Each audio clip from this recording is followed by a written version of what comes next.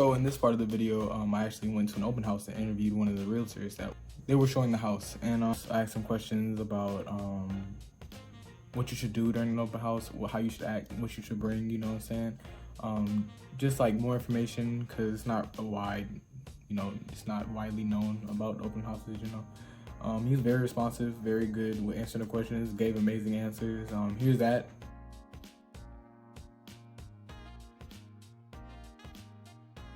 Hi, I'm Parker Vest, and I'm with Hinton Real Estate Group, and I'm here to talk to you today a little bit about what it's like to run an open house.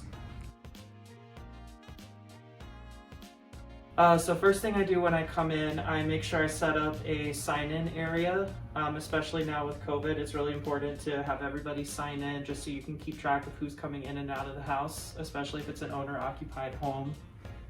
Next thing I would do is make sure like all doors are open, like closets and that sort of thing, so people can see what the house looks like, get a feel for themselves whether or not their stuff will fit in the home. And then just kind of generally walk around and make sure there's not really any clutter around, that things are accessible for people to touch, look at, that sort of thing.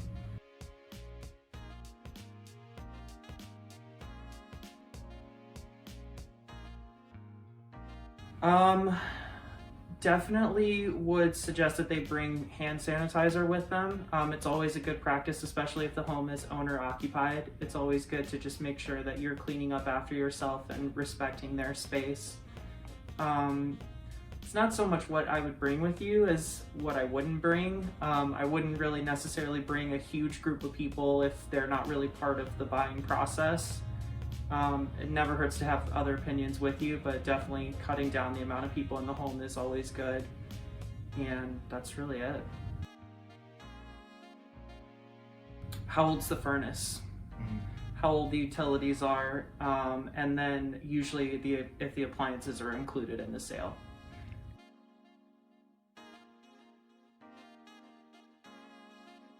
That's a good question. I don't think I have an answer for that. I guess it's not so much a question as more of people just saying, I want to write an offer right away. I think that's what I would say. I personally haven't, no, but I do know other listing agents who have gotten multiple offers on their homes right after the open house. And I've definitely had people stand out in front of the open house, kind of trying to get people to not come in so that they can turn down traffic and try to stop people from also putting in offers. But of course it never works.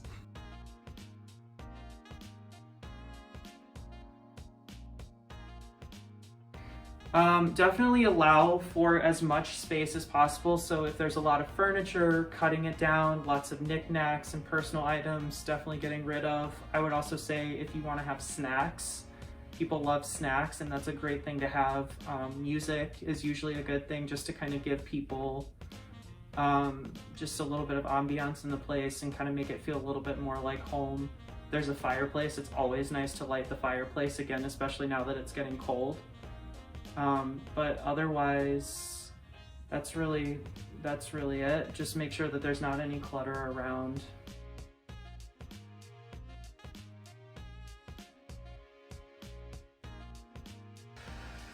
Least favorite open house story. There was a couple that came into an open house that I did maybe over a year ago who just stayed in the house way longer than they should have and just kind of hung around, and then kind of led me on to think that they were going to write an offer on the home, that sort of thing, and then it just ended up not happening. Which is fine, that happens, but I definitely think that they just didn't seem to have a respect for everybody's time, and like the owners were outside waiting to come back in. It just didn't, there just wasn't a respect of time. I think my favorite stories, it's always when I meet first-time home buyers. I love first-time home buyers. I love when they come in, especially if it's the first home they're seeing.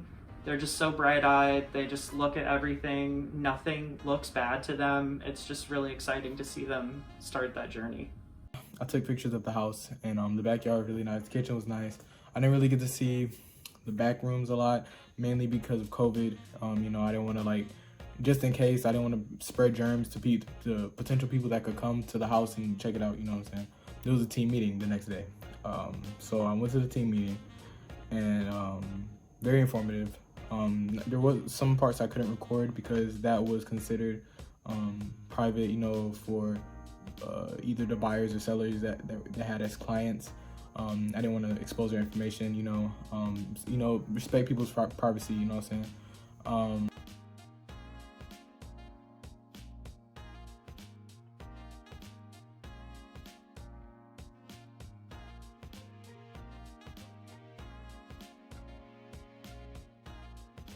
They have like COVID protocols. There's like a sign-in sheet. Each employee has to answer the questions and sign in. Do the forehead scan, or temperature check, whatever you want to call it. And people aren't allowed inside for no reason. You have to call in, and all appointments are over the phone, or you have to schedule one, and then you go in the conference room. And after each appointment is cleaned out, you know, all their protocols are really very strict because, as I said in the meeting, a lot of them are germaphobes. They don't want any germs.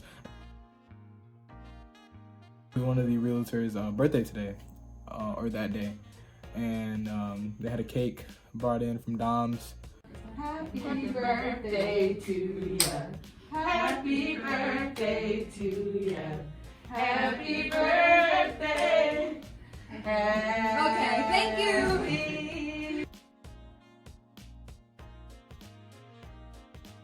But it's like you can feel the like camaraderie, you can feel the family like vibe within the whole office, you know. It's like everybody has a role to play and they play it really good. Everybody's held accountable. It's like a group effort. Like, you can't have one link fall behind. That's the vibe you get from them. It's a smaller office compared to like the bigger offices out there in Michigan. But from my experience, I haven't felt that type of camaraderie from anywhere else.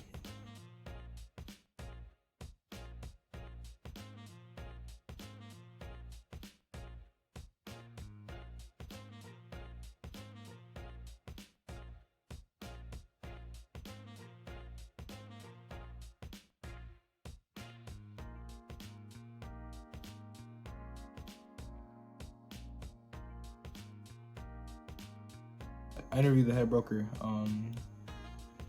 Miss Candy Hinton, and she gave me some really good. She gave me a really good answer about like what a normal meeting day would look like throughout like the month. You know, they have like different meetings that they would have on different days. You know, it's very organized, considering how small the office is. They are super efficient, and it's so crazy.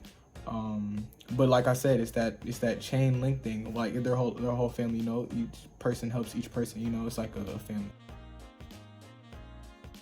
Normal meeting day is on Mondays, and we have the first hour is sales meeting, so we talk about money, pendings, exclusives, and what's being sold and where we're at with contracts and clients. And then the next hour is training. One week it's technology, another week it's marketing, another week it's book club, another week it is skill set role playing, and this week it was technology. Today was the day that they wanted to take pictures for their ID cards, so I caught video of that, and it was one of the funniest things that happened all day. We were trying to get them to smile and get the perfect picture. It took a million tries. I even missed some of the parts that we took in the conference room, and it was just too funny. I'm glad I caught it on camera. This should be playing or should have been playing. But yes, it was hilarious. And Nope. Nope. Nope. Nope.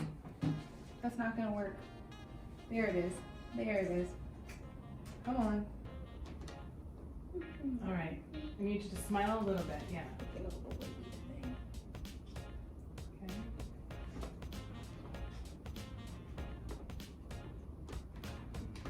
No nostril flaring. it was hilarious, and yeah, that might have been like one of my favorite parts of this whole experience. But overall, I mean, the daily life of a Michigan realtor, it can be hectic, but at the same time, if you have a good group of people around you, I feel like you don't really need to worry, you know?